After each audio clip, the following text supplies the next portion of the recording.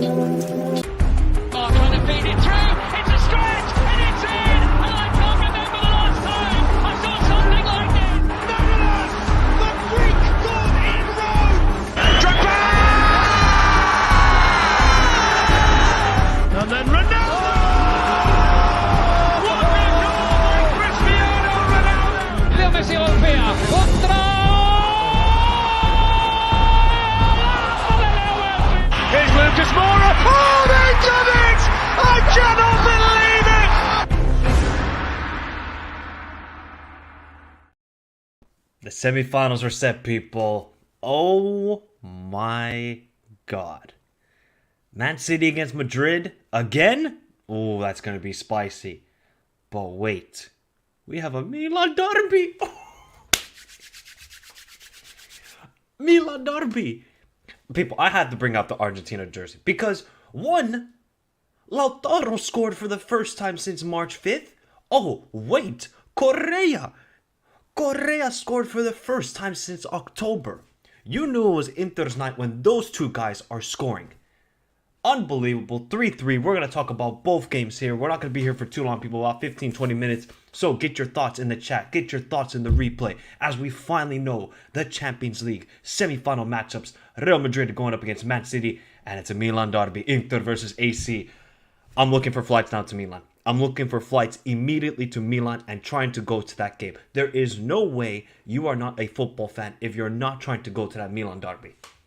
What?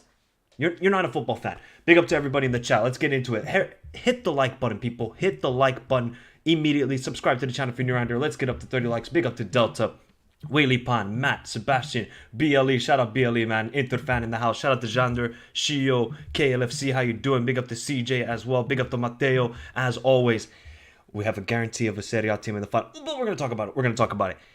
So let's begin, people. Let's begin. Bayern Munich. You got rid of a striker in the summer. You could have used him in this game. You could have used him in the other game. But you know what you listened to? You listened to the manager that you sacked. That's what you did. Nagelsmann said, I don't need Lewandowski. And they sold him. You really could have used him. Even though Choupo-Moting had a good game. I mean, the chances Bayern had, especially in the first half. Leroy Sané. You're on your strong foot. You can't finish it. You have all the time in the world. You get past Diaz, and then you just scuff it. You don't even hit the target. I thought for the first half, Bayern actually played well, but also Man City, they just knew. They conceded possession and said, Bayern, you take the game to us. We don't need to be chasing goals here. It's on you. You need to try and break us down. But this is the problem with Bayern Munich all season long. They don't score enough goals. They don't have clinical forwards. They get into good positions. They move the ball so well in around the box. Get into the final third. It's wonderful to see from Bayern. But it's just that final decision making, which is so poor. It frustrates me as a fan of football when I just see that these forwards, they're not good. Whether it's Gnabry, whether it's Leroy Sané, Kingsley Coman was cooking, but did he really have any chances in front of goal today? Not so much. He had that one chance in the first half that was well saved by Ederson. I think for Man City, look, they didn't play their greatest game, but they didn't have to.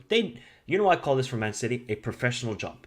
They acted like they've been in this situation before, where they've had a lead and they just controlled the game. This was professional from Manchester City. So that's good to see. You see them now. They're experienced now. They're experienced in Europe. They're not fazed by the big moments.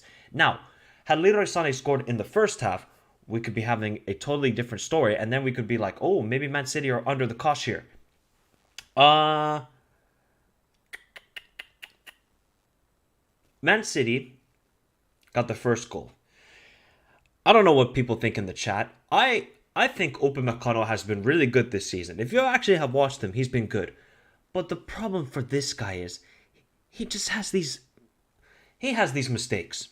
He has these mistakes in him where all of a sudden it's just like his brain just stops functioning and he's just like, where am I? Upamecano, you're in the biggest stage of football, the Champions League. Wake up. And he did, like, Haaland did okay move, but that's more on Upamecano. The guy, If that wasn't offside, could have got a red card. Then he made those 2 mistakes against Man City in the first leg.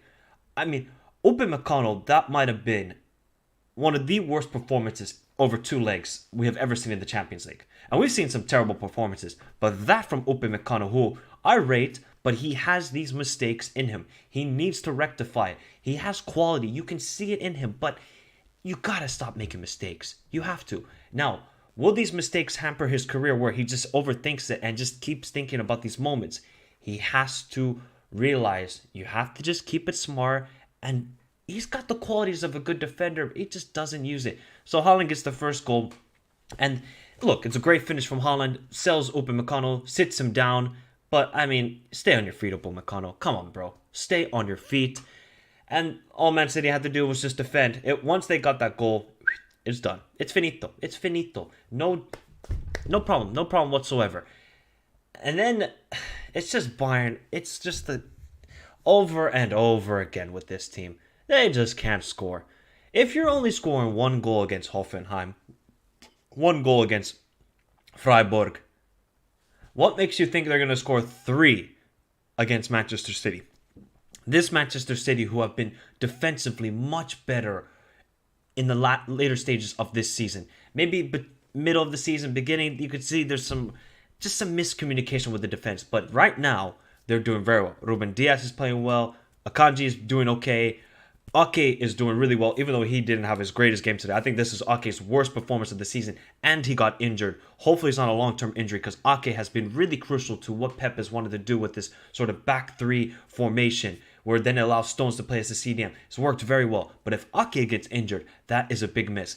And Bayern had their chances. They got the penalty. Kimmich scores. I mean, the only way they were going to score was from a penalty. You know what was the best moment of this game? Was Leroy Sané came off, and who subbed on?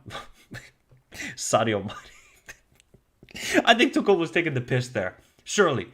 He brings off Leroy Sané for Sadio Mane. Oh my god. Oh my god. Yeah, that was hilarious to me. Okay. So Bayern, they have... I told this to people when they sacked Nagelsmann and hired Tuchel. They have 6 games to save their season. They're out of the DFB Pokal, and they're out of the Champions League. So, that treble is... Bye-bye. Bye-bye. You only have 1 title, and that's the Bundesliga. You better win that Bundesliga title. If you do not, this might be the worst decision ever in football. You hire a manager who you think, and rumors are, you wanted to get him for the treble. That treble is gone in 2 weeks. It's gone. It's just dust now. So, Bayern Munich better win this Bundesliga title. And can you back it? Maybe, because Dortmund or Dortmund. But right now, there is going to be a lot of question marks around Bayern Munich. And they must get a striker in the summer. It is number 1 priority. Whether it's Victor Osimhen, Kolo Muani, Vlahovic, whoever, Bayern Munich must get a top quality striker. They've had it constantly throughout their club history. They need it right now, because Choupo-Moting is good, but he cannot be that guy in the Champions League nights, especially against Manchester City. But that's enough for Bayern. When it comes to Man City, it's revenge time. They smell it. They smell revenge. They want to get revenge on Real Madrid. Oh, that's going to be good. You know, how can then Real Madrid... Look, I thought Bayern Munich, a lot of the times, they were getting in behind Manchester City today. And then if you allow that with Rodrigo and Vinicius and how they're playing, be careful, Man City. Be very, very careful. But then if you look at how Man City are playing, Real Madrid, you better be careful. Oh, it is going to be fantastic. I'll break it down more when I do the predictions video for the Champions League semi-finals. But Manchester City, Real Madrid. Guys, let me know your early thoughts in the chat. And if you're watching replay, who is favorites for that tie? Who is favorite?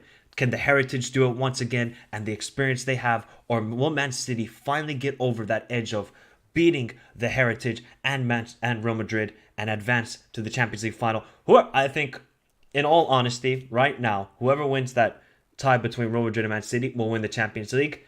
But this is football. You never know in football. Remember, people, if you haven't done so already, hit the like button, subscribe to the channel if you're new around here, as we will go on to the next match. We only have 29 likes. You guys are performing like Bayern Munich's board terribly. Oliver Kahn, I don't know what you're going to do in the summer. I don't know what you're going to do this summer. No, I'm sorry. We're not. No. Sorry. We are not doing this. We are doing this. We are doing this, people. We are doing this. This is the photo that we will be showing.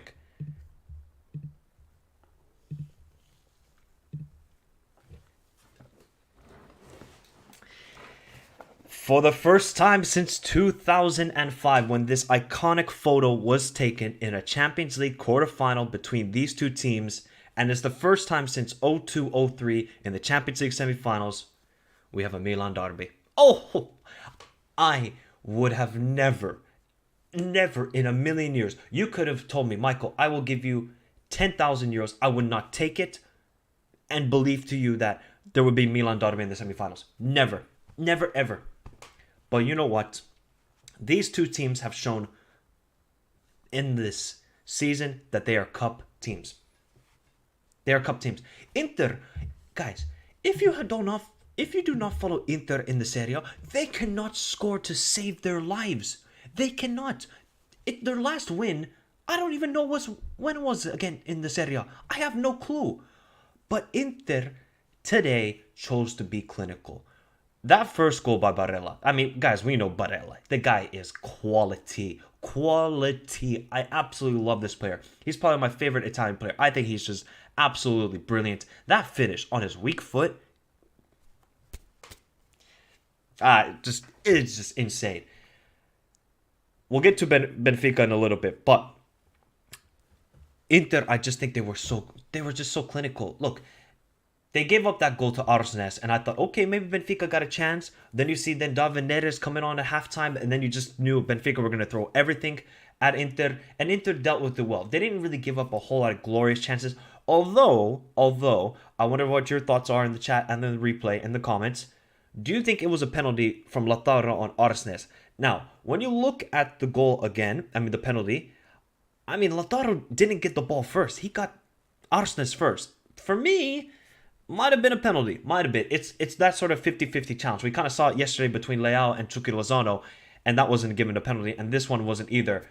But Lautaro, this guy hasn't scored it since scoring against Lecce. It's been, I tell you, every time when we talk about Inter, Lautaro is a hot and cold merchant. He will be great for 3 games, and he will go ice cold like it's Antarctica, like he's wearing a Canada Goose jacket for 10 games. It's what Lautaro does. But that cross, that great play from Mkhitaryan out wide, plays it into Di Marco. Di Marco, beautiful cross into Lautaro. And that's what he just needs. He just makes that sophisticated run, near post, great finish, 2-1, and that was the game. But then it got even more crazier. Because of all players,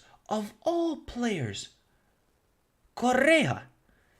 I don't think people understand. I don't think people understand. Correa hasn't scored since October. He hasn't scored since October, Correa. Do you know how long ago that was? This didn't even exist. This didn't even exist. And that's the last time Correa scored. Now, I know he scored for Argentina. I'm talking about for Inter. The last time he scored for Inter was October. Then, Benfica got the late flurry of goals, 2 late goals. But once it got to 3-1, it was done. And you just heard the San Siro loving life. They're partying. They knew what time it was. It was time to celebrate a semifinals appearance. Now, I think for Benfica, they got to worry. Defensively, they did not look great in this game. And attacking-wise, okay, if you're Roger Schmidt, why did you not start David Neres? Why did you not start David Neres? For the life of me, Roger Schmidt is showing a little bit, okay, he showed it at halftime. Okay, I can be a bit more flexible and move to a back 3, But why did you not take Chiquinho off? Chiquinho was terrible. Why didn't you play Arsenis down the middle, play Rafa Silva left, David Neres right, and João Mario in the 10? Why didn't you not do that? He should have done that immediately in the beginning of the game. But it is what it is. But Benfica got to be careful because they are now faltering big time. And if they're not careful, they might lose that Liga Portugal. Genuinely, they might lose it. They've had a great season. So much wonderful play from João Mario, Rafa Silva, Gonzalo Ramos, Antonio Silva, who got a goal today, Otamendi. They've been great. But I'm a little bit worried when it comes to Benfica. They still got Braga and still got Sporting away. Those are not easy games. And Porto's now only 4 points behind. It's still been a fantastic campaign for Benfica. Look, they topped their group in the Champions League with Juventus and PSG. Say what you want. Not many people predicted it. And they did well. They destroyed Club Brugge. But it just seems after that last international break, the wheels are falling off for this team. I don't know if it's just a lack of real changes from Roger Schmidt throughout the season and the players are feeling the fatigue because they played a lot of games. Or it's just that maybe teams have figured out Benfica. Maybe that's the case. So we'll have to see. But Benfica fans, I think you should still be proud of your team. But you have to win that Liga Portugal. You cannot bottle it. If you bottle it, oh boy, it's not going to be good. But now it is time, people. It is Milan derby. Are you kidding me? I cannot believe we're actually having a Milan derby. Now, people will clown and say, oh my god, look at these two teams. They are trash. Look at their form in the Serie A. I'll tell you this. When the last time these two teams met in the Champions League semifinals, Inter finished second and Milan finished third. I think Milan had like 9 or 10 losses that season. Something crazy. It's just something crazy. So, clearly these teams are so focused on doing well in the Champions League this season. And I really rate that highly from Inzaghi and Pioli. Literally, people, it's 50-50. It's 50-50. Clearly, both of these managers are focused on doing well in the Champions League this season. And I rate that highly. They understand. They have conquered Serie A in the last 2 seasons, both of these teams. But now it is time to conquer Europe. And who will do it? Who will make that trip to Istanbul? Who will do it? Let me know your thoughts in the chat, people. I have no clue. I'm gonna take a deep breath, analyze it, and think to myself, who's got the edge here? Inter, very good defensively. Milan, very good defensively. We got Onana versus Maignan, 2 great goalkeepers. We got Lautaro, maybe he's picking up form at the right time against Rafael Leao. Oh my god. It is going to be brilliant to watch, to see how both teams will set up in that first leg. Now, I wouldn't be shocked if both legs are just very, stalemates and they're just going to be very edgy and cagey and be like a 0-0, 1-1. I don't know how it's going to go down. But one thing is for sure, San Siro is going to be absolutely on fire for both games. The atmosphere will be amazing. Maybe the football will not be the greatest, but you know what there will be? Passion. That is what's going to be there. Both teams are going to fight to the bitter death to win this tie. You don't think... Look, you remember when Boca and River played in the Copa Libertadores final in the Santiago Bernabeu? River fans will never forget that. They will clown Boca fans forever. Whoever wins this tie is the same exact thing. If Milan win, they will clown Inter fans for a long time. And if Inter win, the Inter fans will clown Milan. Theo Hernandez versus Dumfries. There's too many storylines. I will discuss it more in the semifinal predictions video. Everybody, we have our semifinals. We're going to break it down more and more as we get to the date. Early May. Cannot wait for it. It is going to be amazing. We got the brilliant football between Real Madrid and Man City and just a meal. You could not ask for better semifinal matchups. You genuinely couldn't. And we are guaranteed to have a Serie A team in the Champions League final for the first time since 2017. Oh boy. Maignan versus Onana. Agreed, Mo. But everybody, I got to head out. Have a beautiful day. Stay safe in this crazy world. If you haven't done so already, hit the like button. Subscribe to the channel if you're new around here. If you want any further thoughts, let me know your thoughts in the comments down below. I will reply to them. Don't worry about it. But I got to head out. Semi-final time. Oh, Milan derby. Adios, everybody. And man, Inter, you're proving me wrong again and again.